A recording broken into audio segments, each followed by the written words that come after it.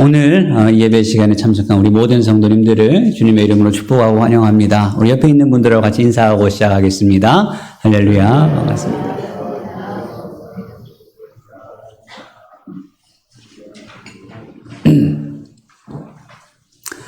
네, 한 주간 뉴스를 보면 하루하루의 뉴스가 참 여러 가지 사건과 사고와 전쟁, 여러 가지 복잡한 소식들이 우리의 귀에 들려서 참 우리의 마음을 어지럽게 만들지만 그럼에도 불구하고 세상이 그렇게 돌아가더라도 오늘 이 시간 우리는 하나님 말씀 앞에 집중하는 이 시간 되시기를 바랍니다.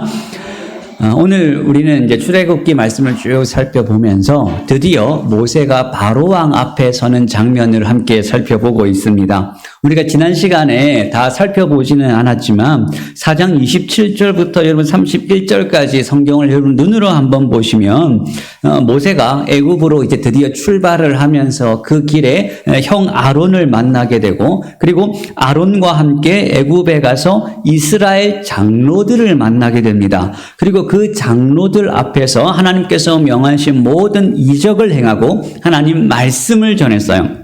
그리고 그렇게 한 결과가 4장 31절입니다. 4장 31절을 보시면 백성이 믿으며 여호와께서 이스라엘 자손을 찾으시고 그들의 고난을 살피셨다 함을 듣고 머리 숙여 경배하였더라 라는 말로 4장이 끝이 납니다. 그러니까 이스라엘 장로들이 모세가 전한 하나님의 말씀을 믿었고 하나님께서 자신들의 고난을 살피셨다는 소식을 듣고 머리 숙여 뭐 했다고요? 경배했다. 여러분 이 장면을 꼭 기억해 두시기를 바랍니다. 그러면 모세가 하나님께서 애굽으로 가라라고 했을 때 가지 못하겠다는 이유 중에 하나가 뭐였어요? 이스라엘 백성들이 내 말을 믿지 않고 내 말을 듣지 않을 것이라는 이 두려움 때문이었습니다. 그런데 막상 하나님 말씀에 순종해서 가보니까 모세의 걱정과는 지금 정반대로 나타나고 있어요. 모세의 걱정대로가 아니라 하나님께서 말씀하시는 대로 지금 이루어지고 있다는 것을 모세가 생생하게 경험하는 것입니다. 바로 이 경험이 모세에게 이 사역을 시작하는 모세에게 얼마나 큰 용기가 되었겠어요? 그래서 이 용기와 확신을 가지고 오늘 본문의 모세는 드디어 이제 바로왕 앞에 서게 됩니다. 그것이 오늘 우리가 읽은 1절의 말씀이죠. 그 후에 모세와 아론이 바로에게 가서 이르되 이스라엘의 하나님 여호와께서 이렇게 말씀하시기를 내 백성을 보내라. 그러면 그들이 광야에서 내 앞에 절기를 지킬 것이니라 하셨나이다. 원래 지금 모세가 바로 앞에 서 있는 이 자리는 어떤 자리였습니까? 모세에게 있어서 가장 두려웠던 자리였고 할 수만 있다면 피하고 싶었던 자리였습니다. 그런데 하나님께서 모세를 끝까지 설득하신 결과 결국 모세는 바로 왕 앞에 서게 되었어요. 그리고 그 바로 앞에 모세가 하는 첫 마디가 무엇입니까? 여호와께서 말씀하시기를 내 백성을 보내라 라는 말씀이에요. 이건 단순한 요청이 아니라 당당한 선언을 하고 있는 거예요. 그들 이스라엘 백성은 바로 당신의 백성이 아니라 하나님의 백성이라는 선언을 하고 있는 것입니다. 그런데 여러분 지금 이 이스라엘 백성들은 실제로 누구의 소유처럼 보이나요? 그냥 현실만 놓고 보면 바로의 소유고 바로의 노예입니다. 그런데 하나님께서는 말씀하시죠. 그들은 내 백성이라는 것입니다. 바로의 소유가 아니라 나의 소유된 백성이라고 선언하고 계시는 거예요. 그러니까 이 출애굽이라는 사건은 하나님께서 이스라엘 백성을 애굽에서 구원하시는 사건입니다. 그런데 이 구원의 본질은 단순히 이스라엘이 노예의 자리에서 자유를 얻는 것이 아니라 구원의 진짜 본질은 인생의 주인이 바뀌는 사건입니다. 우리의 소속이 바뀌는 사건이에요. 바로의 노예에서 하나님의 백성으로, 죄의 종에서 하나님의 사람으로, 사단의 나라에서 하나님의 나라로 옮겨가는 사건입니다. 그래서 우리는 이 세상 속에서 살아가지만 하나님께서는 오늘 우리를 향해서도 분명히 선언하고 계십니다. 너희는 내 백성이라는 거예요. 여러분 우리는 하나님께서 우리를 구원해 주신 하나님의 백성입니다. 우리가 하나님의 백성이라는 것의 의미는 무엇이겠어요? 우리 인생의 주인이 바뀌었다는 것입니다. 우리가 예수를 믿고 우리가 구원을 얻었다는 것은 내 인생의 주인이 바뀐 것인데, 우리 인생의 주인이 바뀌었다면 우리의 삶은 어떤 삶이 되어야 되겠습니까? 우리가 예수 믿기 이전의 삶과는 완전히 다른 삶을 살아가야 되지 않겠습니까? 우리 인생의 주인이 바뀌었는데 내 삶이 그대로일 수는 없는 거예요. 여러분, 인간은, 우리의 삶은 결코 중립적인 존재가 아닙니다. 우리는 반드시 무언가의 영향을 받고 무언가의 지배를 받으면서 우리는 살아가고 있습니다. 우리가 지배받고 우리가 영향받는 그것을 우리는 예배하면서 살아가고 섬기면서 살아가고 있는 거예요. 내가 따라 살아가고 있는 것, 그리고 내가 가장 민감하게 반응하고 있는 것, 우리는 그것을 섬기며 그것을 예배하는 삶을 지금 살아가고 있습니다. 그래서 하나님께서 우리를 구원하셨다는 것은 하나님께서 이제 내 인생의 주인이 되셨다는 거예요. 그래서 우리는 그 하나님을 예배하는 삶으로, 그 하나님을 섬기는 삶으로 부름을 받은 것입니다. 그것을 오늘 본문이 정확하게 보여주고 있어요. 하나님께서는 바로에게 이스라엘을 보내라고 하실 때 뭐라고 하면서 보내라고 하십니까? 1절에 보시면 내 앞에서 절기를 지킬 것이다 라고 말씀하십니다. 그리고 3절에 보시면 모세가 다시 이렇게 이야기합니다. 그들이 이르되 히브리인의 하나님이 우리에게 나타나셨은즉 우리가 광야로 사흘 길쯤 가서 우리 하나님 여호와께 제사를 드리려 하오니 가도록 허락하소서라는 거예요. 그러니까 이 출애굽의 가장 중요한 목적은 우리가 하나님께 나아가서 제사를 드리는 것입니다. 이걸 다른 말로 하면 하나님께 예배를 드리는 거예요. 그러니까 출애굽의 가장 중요한 목적은 하나님을 예배하는 것입니다. 여러분, 출애굽이라는 것은 단순히 애굽의 고통에서만 구원을 얻는 것이 아니라 출애굽의 궁극적인 목적은 하나님을 예배하기 위해서예요. 그럼 이것이 우리가 얻은 구원의 본질입니다.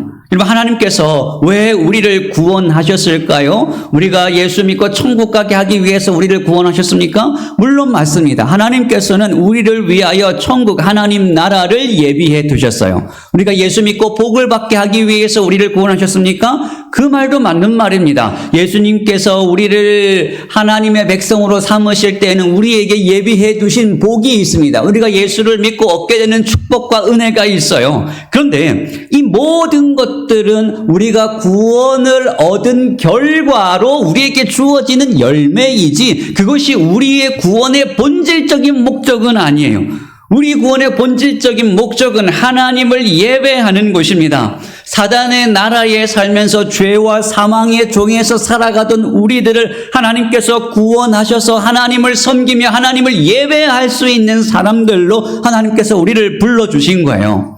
그래서 사도 바울은 에베소서 1장에서 이렇게 이야기합니다. 주보에서는 2장으로 나가는데 1장 4절부터 6절까지 이렇게 기록되어 있어요. 곧 창세전에 그리스도 안에서 우리를 택하사 우리로 사랑 안에서 그 앞에 거룩하고 흠이 없게 하시려고 그 기쁘신 뜻대로 우리를 예정하사 예수 그리스도로 말미암아 자기의 아들들이 되게 하셨으니 이는 그가 사랑하는 자 안에서 우리에게 거저 주시는 바 그의 은혜의 영광을 찬송하게 하려는 것이라. 긴 이야기지만 하나님께서 왜 우리를 구원하셨는가? 그 목적은 그의 은혜의 영광을 찬송하게 하기 위해서, 다른 말로 하면 그 하나님의 은혜를 예배하고 높이기 위해서 하나님께서 우리를 부르셨다는 거예요.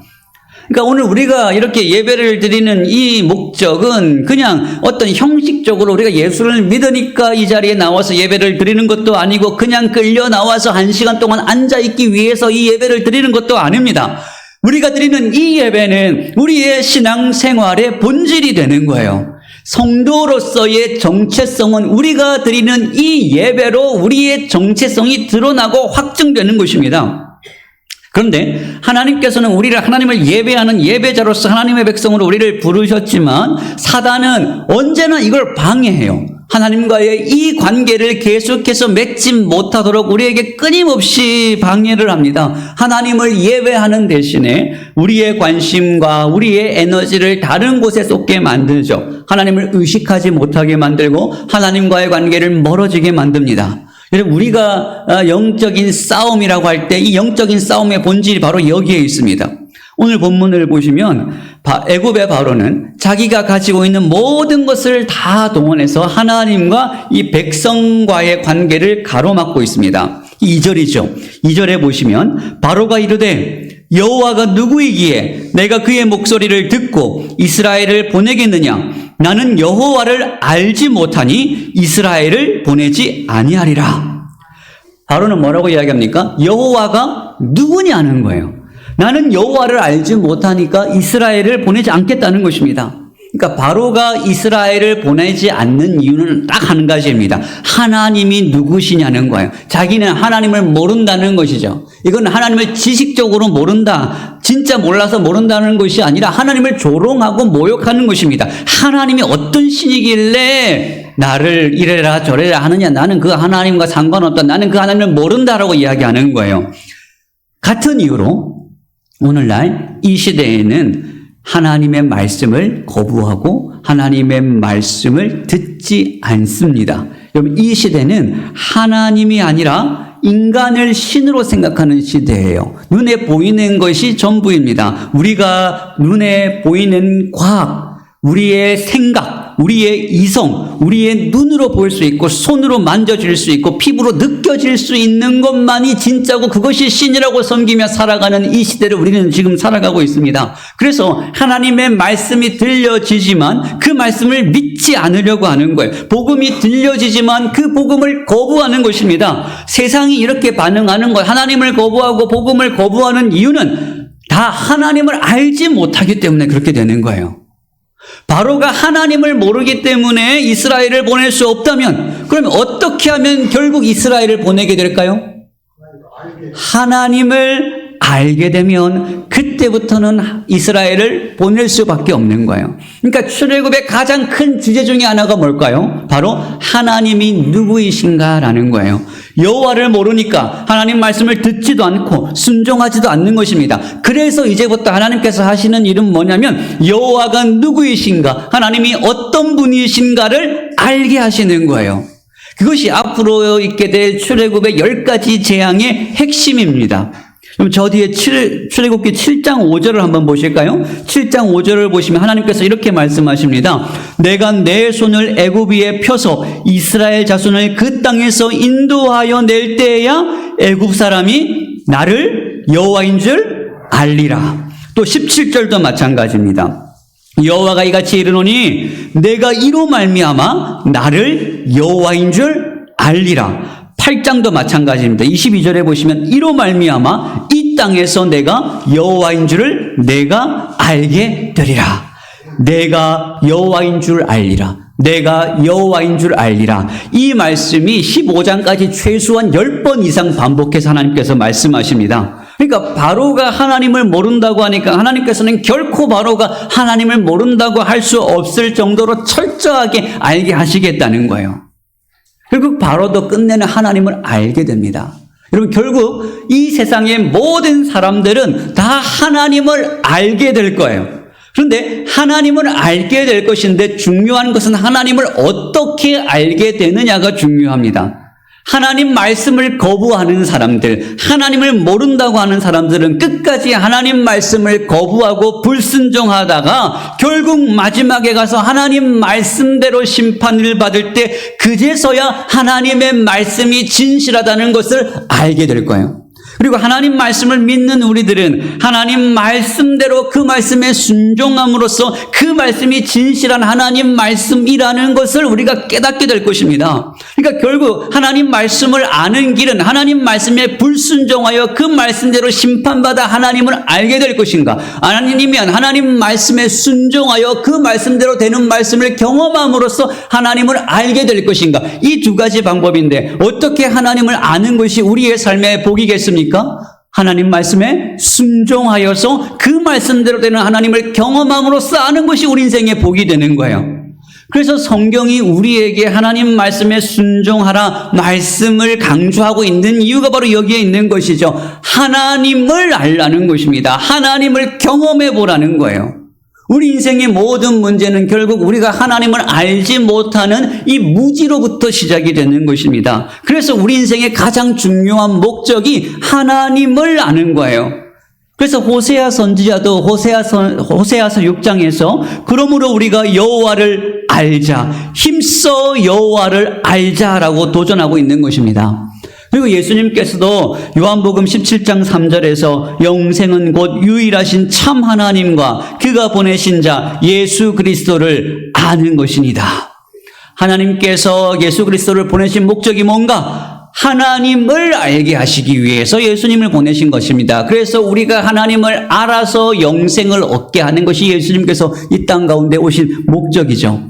그러므로 오늘 우리가 힘써야 될 일도 무엇일까요? 힘써 하나님을 알아야 되는 것이죠. 하나님을 아는 일에 우리가 힘써야 되는 것입니다. 하나님께서 우리의 삶에서 하시는 모든 일은 하나님께서 그 일을 통해서 하나님을 알려주시는 것이 목적인 거예요. 그래서 그 하나님을 알아서 우리가 하나님을 예배하는 하나님의 백성으로 삼으시는 것입니다. 그러니까 우리가 경험하는 모든 성공과 실패, 축복과 형통, 고난과 아픔과 좌절, 이 모든 일들을 하나님께서는 그것을 도구로 삼으셔서 하나님을 알아가게 하시는 거예요. 그러니까 성도는 어떤 사람들이냐면 평생 동안 이 하나님을 알아가는 사람들입니다.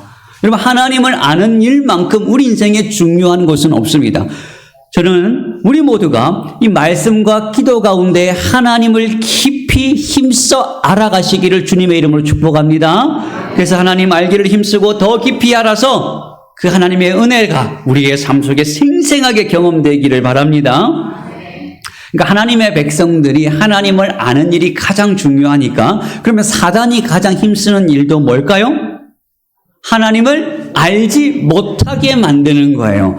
우리의 정신을 쏙 빼놔서 하나님의 생각조차 하지 못하게 만들며 살아가는 것이 사단이 우리 인생 가운데 하는 일입니다. 그래서 계속해서 이 사단의 영향력 아래에 머물게 하는 거죠. 그것이 오늘 본문에서도 잘 나타나 있습니다. 바로가 모세의 말을 듣고 어떻게 반응합니까? 이스라엘의 노역을 말도 안 되게 더 심하게 만듭니다. 이전까지는 이스라엘이 쓸 집과 모든 재료들을 다 줘가면서 벽돌을 만들게 했어요. 그런데 이제는 직접 너희들이 재료를 구해서 벽돌을 만들라는 것입니다. 그런데 벽돌을 만들어야 될 개수와 기한은 이전과 똑같아야 된다는 거예요. 그러니까 이스라엘 백성들의 이 노역이 2배, 3배 더 힘들어진 거예요. 그것이 8절과 9절입니다. 8절과 9절을 보시면 또 그들이 전에 만든 벽돌 수요대로 그들에게 만들게 하고 감하지 말라. 그들이 게으름으로 소리질러 이르기를 우리가 가서 우리 하나님께 제사를 드리자 하나니 그 사람들의 노동을 무겁게 함으로 수고롭게 하여 그들로 거짓말을 듣지 않게 하라. 또 17절과 18절도 마찬가지입니다. 바로가 이르되 너희가 게으르다 게으르다. 그러므로 너희가 이르기를 우리가 가서 여호와께 제사를 드리자 하는도다. 이제 가서 일하라. 짚은 너희에게 주지 않을지라도 벽돌은 너희가 수량대로 바칠지니라.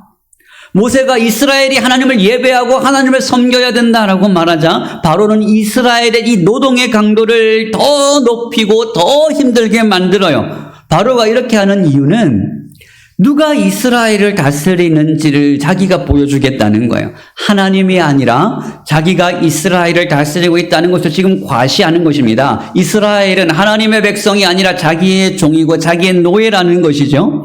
그러니까 너희가 하나님을 예배해야 한다고 하지만 그러나 그건 내가 허락하지 않으면 안 된다는 거예요. 여호와가 하나님이 아니라 바로 자신이 하나님이고 자신이 신이라는 것입니다. 그래서 너희가 하나님이 아니라 나를 섬겨야 좀 편하게 살아갈 수가 있다고 바로가 그렇게 지금 이렇게 이야기하고 있는 거죠. 이거는 사단이 사용하는 전형적인 방법입니다. 사단은 끊임없이 우리의 삶을 지배하려고 해요. 온갖 시험과 어려움과 고난과 분주함을 통해서 하나님이 아니라 다른 것을 붙들며 살아가게 만들어요. 사단은 우리를 그저 하나님으로부터 억지로 떼어놓으려고 하지 않습니다. 그저 우리의 삶을 더 바쁘게 만들어요. 더 분주하게 만들어요. 더 힘들게 만들어요. 우리의 인생의 이 벽돌의 수량을 늘려서 하나님께 쏟아야 될 우리의 마음과 시간과 에너지를 다른 곳으로 돌려버립니다. 갑자기 회사에서 다른 일이 터져버리고 자녀들에게 문제가 생기고 경제적인 압박이 찾아오고 여러 가지 내 인생에 문제가 생기거나 더 분주하고 바쁜 일이 생겨요. 아니면 더 재밌고 즐거운 일들이 막 내 주변에 생기기 시작을 합니다. 이러면서 사단의 메시지는 분명하죠. 예배는 게으른 자들이나 드리는 것이라. 지금 한가하게 예배를 드리고 있을 때냐? 가서 벽돌이나 더 만들어라. 더 분주하게, 더 바쁘게. 그래야 우리가 살 수 있는 거 아니냐는 거예요. 여러분 혹시 우리의 삶이 여러분 이렇지는 않습니까? 여러 가지 인생의 분주함 속에서, 여러 가지 문제 속에서, 여러 가지 내 인생에 일어나는 일들 때문에 하나님께 나아가지 못하고 내 삶이 하나님이 아니라 내 앞에 있는 문제만 보고 그 분주한 삶 속에 매몰되어 살아가고 있지는 않습니까? 바로 이런 이유 때문에 우리가 믿음으로 살려고 해도 여러 가지 어려움들이 찾아오는 거예요. 우리 신앙생활하다 자주 이런 질문을 합니다. 왜 말씀대로 살고 싶은데 내 삶은 더 힘들어집니까? 내가 신앙생활 좀 더 해보려고 하는데 내 인생은 왜 이렇게 꼬이나요? 그런데 오늘 본문은 분명히 우리에게 이야기하고 있습니다. 그게 이상한 상황이 아니라는 거예요. 우리가 믿음대로 살 때 여러 가지 문제와 분주함과 어려움과 내가 예상치 못한 일을 만나게 되는 이유는 사단이 우리를 놓아주려고 하지 않기 때문에 그렇습니다. 하나님을 섬기지 못하게 만들고 하나님의 선하심을 의심하게 만들고 우리의 믿음이 끊임없이 흔들려서 하나님을 원망하게 만드는 거예요. 그래서 하나님이 아니라 세상과 계속해서 타협하게 만들고 세상에 굴복하면서 세상의 분주함 속에서 살아가게 하는 것입니다. 하나님을 예배하는 것이 아니라 세상을 예배하게 만들고 사단의 노예로 그렇게 우리를 살아가게 만들려고 하는 것이죠. 오늘 본문의 이스라엘이 바로 그 현실을 지금 경험하고 있잖아요. 하나님께서는 이스라엘을 구원하시겠다라고 말씀하셨지만 오히려 현실은 지금 이스라엘에게 닥친 현실은 더 힘들고 더 고달파지는 거예요. 그러니까 여러분 우리가 하나님을 안다는 것은 하나님을 아는 것은 단순히 우리가 성경 공부 몇 번 했다고 신앙생활 오래 했다고 해서 저절로 하나님을 알아지는 것이 아니에요. 이 세상 속에서 우리가 치열하게 살아가면서 그 치열한 영적인 전쟁 속에서 하나님 말씀에 순종하고 그 말씀을 내 삶에 끊임없이 도전하여서 그 말씀 속에서 그 경험 속에서 그 끝에 얻어지는 것이 하나님을 경험함으로 알게 되는 하나님에 대한 지식이에요. 그러니까 하나님 말씀에 순종하는 그 치열한 삶 속에서 우리는 하나님을 알게 되는 것입니다. 그런데 문제는 오늘 본문의 그 현실에 반응하는 이스라엘의 모습이에요. 15절과 16절을 볼까요? 이스라엘 자손의 기록원들이 가서 바로에게 호소하여 이르되 왕은 어찌하여 당신의 종들에게 이같이 하시나이까? 당신의 종들에게 짚을 주지 아니하고 그들이 우리에게 벽돌을 만들라 하나이다. 당신의 종들이 매를 맞사오니 이는 당신의 백성의 죄니이다. 지금 이스라엘이 누구에게 가서 자신의 문제를 호소하고 있습니까? 바로에게. 이 호소하다라는 이 말은 저 앞에서 이스라엘 백성들이 자신의 고통으로 말미암아 하나님께 부르짖다라는 말과 똑같은 말이에요. 그러니까 하나님께 부르짖고 하나님의 도우심을 구해야 되는 하나님의 백성들이 바로에게 지금 가서 바로에게 부르짖고 바로에게 호소하고 있는 거예요. 세상을 찾고 세상 앞에 무릎 꿇는 선택을 하고 있는 것입니다. 심지어 21절에 보시면 모세와 아론까지 원망하고 있어요. 너희 때문에 우리가 바로 눈 밖에 나서 이 고생을 하고 있는 거 아니냐는 거예요. 그리고 그 바로 앞에서 자기들을 지금 뭐라고 부르고 있습니까? 15절을 다시 보세요. 왕은 어찌하여 당신의 종들에게 이같이 하시나이까? 16절도 당신의 종들에게 짚을 주지 아니하고 그들이 우리에게 벽돌을 만들라 하나이다. 당신들의 종들이 매를 맞사오니 이는 당신의 백성의 죄니이다. 조금 전까지 하나님을 경배하고 하나님께서 우리의 고난을 살피셨다고 감사하던 그 이스라엘 백성들이 자기에게 어려움이 닥쳐오고 상황이 나빠지고 자기의 예상대로 흘러가지 않으니까 곧바로 등을 돌려서 바로에게 나아가고 바로에게 부르짖고 그 바로 앞에서 우리는 당신들의 종이라고 그렇게 스스로 고백하고 있는 거예요. 왜 이렇게 돌변할까요? 자신들의 삶이 보니까 바로에게 달린 것처럼 보이기 때문에 그렇죠. 바로가 지금 당장은 자신들에게 더 큰 영향력을 미치고 있다고 지금 그렇게 보이기 때문에 그렇게 하는 거예요. 그래서 하나님의 백성이기를 스스로 포기하고 바로의 종이 되기로 결심하는 것입니다. 그래서 우리는 당신의 종입니다 라고 자기들 스스로 그렇게 바로에게 앞에 가서 고백을 하고 있는 거죠. 여러분, 이건 다른 사람의 이야기가 아니라 우리가 가지고 있는 우리의 연약함이기도 합니다. 이스라엘이 왜 이렇게 금방 하나님을 버리고 바로 앞에 달려갈까요? 결국 이 이스라엘 백성도 하나님을 제대로 알지 못했기 때문입니다. 바로만 하나님을 모르는 것이 아니라 이스라엘 백성도 하나님을 잘 몰라요. 그래서 이 출애굽이라는 사건은 바로에게만 하나님이 누구이신가를 알려주시는 사건이 아니라 본질적으로는 이스라엘이 그 하나님을 경험하는 사건입니다. 세상의 논리, 제국의 논리에 함몰되어 살아가던 이스라엘 백성에게 하나님을 생생하게 경험하게 함으로써 하나님을 아는 백성으로 하나님께서 만들어 가시는 거예요. 하나님께서도 오늘 우리를 구원하셨습니다. 하나님께서 우리를 구원하셨다는 것은 바로의 종이었던 이스라엘을 하나님을 섬기는 하나님의 백성으로 구원하셨듯이 죄와 사망의 종으로 살아가던 우리를, 사단의 종으로 살아가던 우리를 하나님의 백성으로 바꿔주셨어요. 우리의 인생의 주인이 바뀐 사건입니다. 그러므로 우리가 해야 될 일은 그 하나님을 더 힘써 알아가야 돼요. 사단의 전략은 단순합니다. 우리를 더 힘들게 하고, 더 분주하게 하고, 더 바쁘게 하고, 아니면 더 즐거운 쾌락과 즐거움에 빠지게 하여서 하나님을 보지 못하게 만드는 것이죠. 그러나 본질적으로 보시면 오늘 본문에서 바로가 이스라엘 백성들을 대하는 모습과 하나님께서 그 백성들을 대하시는 모습은 완전히 다릅니다. 바로는 이렇게 말하죠. 더 일하라, 더 만들라, 더 자신을 증명하라. 이렇게 요구를 하지만 하나님께서는 우리에게 말씀하십니다. 너희는 내게로 와서 쉬어라. 하나님께서 이스라엘 백성들을 구원하시는 목적은 출애굽을 시키셔서 가나안 땅에 들어가게 하시는 건데, 가나안 땅에 들어가는 것은 이스라엘에게 안식을 주시기 위하여 안식의 의미가 있어요. 그래서 하나님께서는 우리에게 안식을 주시기를 원합니다. 세상은 우리의 안식을 빼앗아 가지만 하나님은 우리에게 안식을 주시는 분이세요. 이 본질적인 차이가 있기 때문에 우리는 결코 이 세상의 논리에 빠져서는 안 됩니다. 우리의 참된 평안과 안식은 결코 세상으로부터 주어지는 것이 아니라 하나님만이 우리에게 주실 수가 있어요. 그래서 이 안식과 평안, 하나님이 주시는 이 안식을 누리기 위해서는 우리는 힘써 하나님을 알아야 되고, 그 하나님을 아는 지식을 나의 삶에, 우리의 삶의 현장에 담대하게 적용시키며 살아가야 되는 것이죠. 예수님께서 사단에게 시험 받으실 때 사단은 끊임없는 세상의 논리로 예수님을 유혹했습니다. 그때 예수님께서 첫 번째 하신 말씀이 뭐예요? 사람이 떡으로만 사는 것이 아니요 하나님의 말씀으로 산다라고 분명히 말씀하셨어요.